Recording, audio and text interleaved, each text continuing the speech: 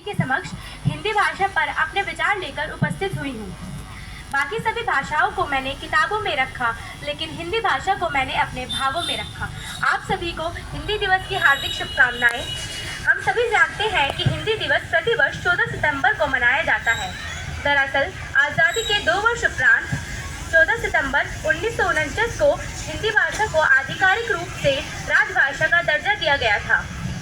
उसके बाद 1953 से हम हिंदी दिवस मनाते आ रहे हैं ताकि हिंदी भाषा को सम्मान दिया जा सके और इस दिन को याद किया जा सके।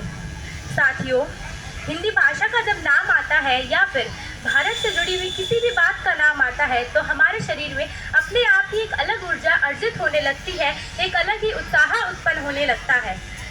बहुत सी महान हस्तियां हैं जिन्होंने हिंदी भाषा के विषय में बहुत कुछ कहा है ताकि उसका समर्थन किया जा सके। जैसे कि हमारे राष्ट्रपिता महात्मा गांधी ने कहा था कि हिंदी भाषा जनमानस की भाषा है। डॉक्टर राजेंद्र प्रसाद ने कहा था कि जिस देश को अपनी भाषा और साहित्य का ज्ञान नहीं, वह देश कभी उन्नत नहीं हो सकता।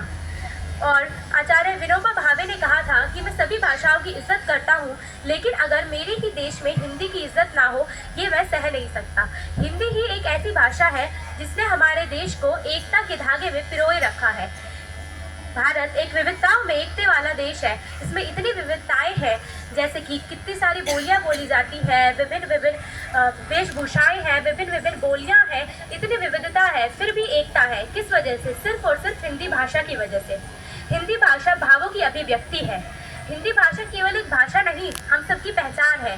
तो हिंदी बोलें, सीखें और सिखाएं। इसी के साथ मैं अपनी वाणी को विराम देना चाहूँगी। आप सभी का बहुत बहुत धन्यवाद।